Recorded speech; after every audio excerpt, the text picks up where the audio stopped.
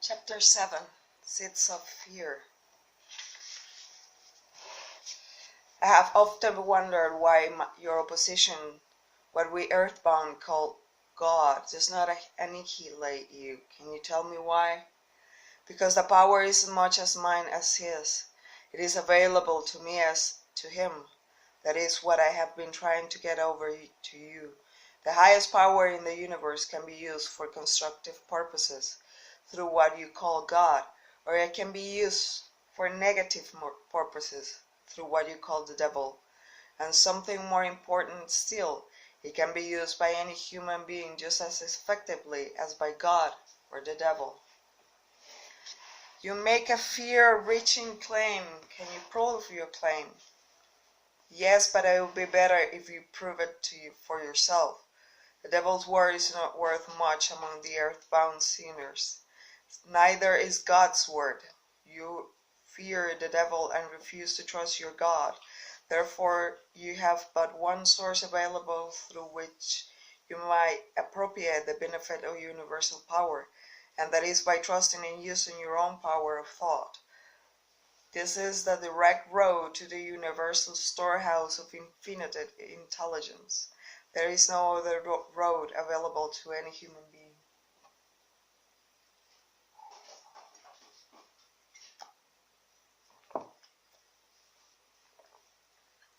Why are we earthbound not found the road to infinite intelligence sooner?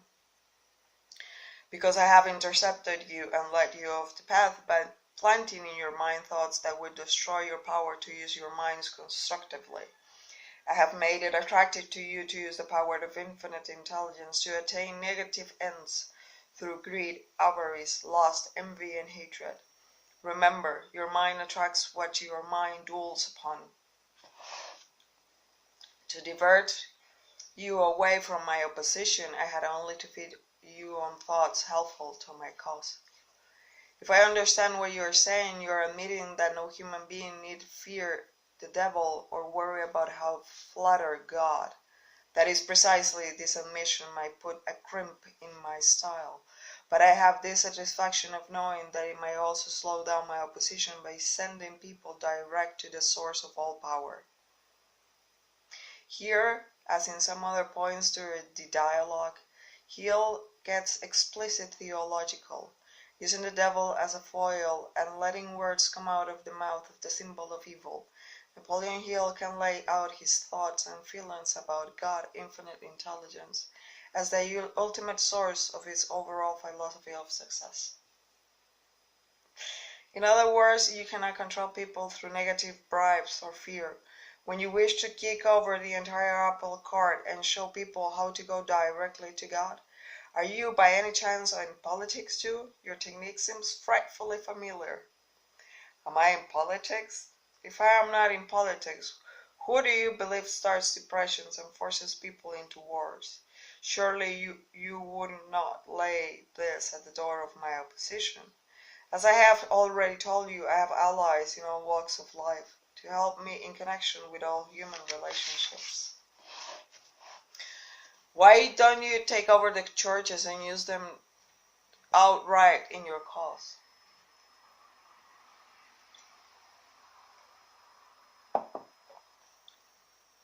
Do you think I'm a fool? Who will keep alive the fear of the devil if I subdue the churches? Who will serve as a decoy to attract the attention of people while I manipulate their minds if I do not have some agency through which to sow the seeds of fear and doubt? The clever thing I do is to use the allies of my opposition to keep the fear of hell burning in the minds of people. As long as the people fear something, no matter what, I will keep a grip on them. I'm beginning to see your scheme. So you use the churches to plant the seed of fear and uncertainty and indefiniteness in the minds of people. These negative states of mind cause people to form the habit of drifting. This habit crystallizes into permanency through the law of hypnotic rhythm. Then the victim is helpless to help himself. Is that right? Hypnotic rhythm, then, is something to be watched and respected. A better way of stating the truth is that hypnotic rhythm is something to be studied, understood, and voluntarily apply to attain definite desired ends. If therefore, if the force of hypnotic rhythm is not voluntarily applied to attain ends, what may be a great danger? Yes, and for the reason that it operates automatically. If it is not consciously applied to attain a desired end, it can and it will operate to attain undesired ends. Take the simple illustration of climate, for example. Anyone can see and understand that nature forces every living thing and every element of matter to adjust itself to her climates. In the tropics, she creates trees which bear fruit and reproduce themselves. She forces the trees to adjust themselves to her scorching sun. She forces them to put out leaves suitable for the protection against the rays of the sun. The same trees could not survive if removed to the Arctic regions, where nature has established an entirely different climate. In the colder climate, she creates trees which are adjusted to survive and to reproduce themselves, but they could not survive if transplanted into the tropical regions. In the same manner, nature clothes her animals, giving those in each different climate a covering suited to their comfort and survival in that climate. In a similar manner, nature forces upon the minds of men the influences of their environment, which are stronger than the individual's own thoughts. Children are forced to take on the nature of all influences of those around them, unless their own thoughts are stronger than the influences. Nature sets up a definite rhythm of every environment, and everything within the range that rhythm is forced to conform to it. Man alone has the power to establish his own rhythm of thought, providing he exercises his privilege. Man alone has the power to establish his own rhythm of thought, providing he exercises this privilege before hypnotic rhythm has forced upon him the influences of his environment. Every home, every place of business, every town and village, and every street and community center has its own definite, discernible rhythm. If you wish to know what a difference there is in the rhythm of streets, take a walk up Fifth Avenue in New York and then down a street in the slums. All forms of rhythm become permanent with time.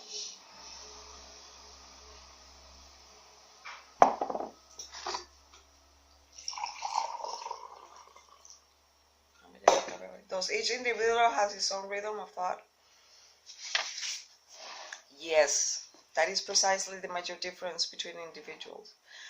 The person who thinks in terms of power, success, opulence, sets up rhythm which attracts the desirable possessions. The person who thinks in terms of misery, failure, defeat, discouragement, and poverty attracts these undesirable influences. This explains why both success and failure are the result of habit. Habit establishes one's rhythm of thought, and that rhythm attracts the object of one's dominating thoughts. Hypnotic rhythm is something resembling a magnet which attracts things for which it has a magnetic affinity. Is that correct? Yes, that is correct. That is why poverty-stricken herds themselves into the same communities. It explains that all saying misery loves company. It also explains why people who begin to succeed in any undertaking find that success multiplies with less effort as time goes on.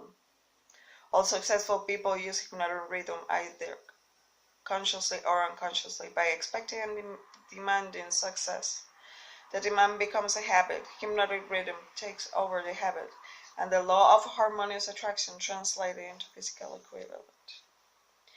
In other words, if I know what I want from life, demand it, and back my demand by a willingness to pay less price for what I want, and refuse to accept any substitutes, the law of hypnotic rhythm takes over my desires and helps, by natural and logical means, to transmute it into physical counterpart. Is that true? That describes the way the law works.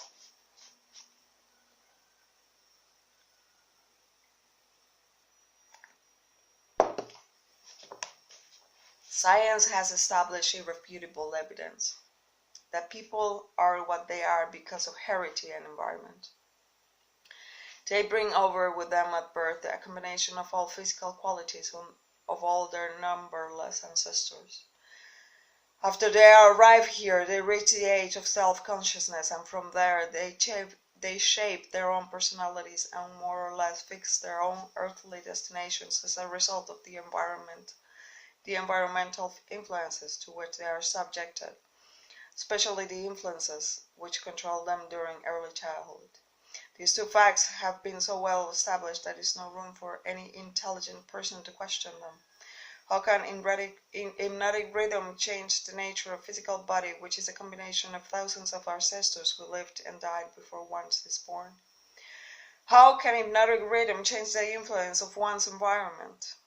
People who are born in poverty and ignorance have a strong tendency to remain poverty-stricken and ignorant all through life. What, if anything, can hypnotic rhythm do about this? Hypnotic rhythm cannot change the nature of the physical body one inherits at birth, but it can, and it does modify, change, control, and make permanent one's environmental influences. If I understand what you mean, a human being is forced by nature to take on and become a part of the environment he chooses, or the environment that might be forced upon him. That is correct. But there are ways and means by which an individual may resist the influences of an environment he does not wish to accept, and also a method of procedure by which one might reverse the application of hypnotic rhythm from negative to positive ends. Did you mean that there is a definite method by which hypnotic rhythm can be made serve instead of destroy one? I mean just that. Tell me how this outstanding end might be attained. For my description to be of any practical value, it will be necessarily lengthy because it will have to cover 7 principles of psychology, which must be understood and applied by all who use hypnotic rhythm to aid them in forcing life to yield what they want. Then break your description into 7 parts, each giving a detailed analysis of one of 7 principles with simple instructions for this practical application. I have always been fascinated with how Hill's minds work. After building a case for impending doom, he now reveals a lifeline for anyone seeking success. This is a critical turning point. As you read further, will these 7 principles capture your imagination as they did mine? Of course they will.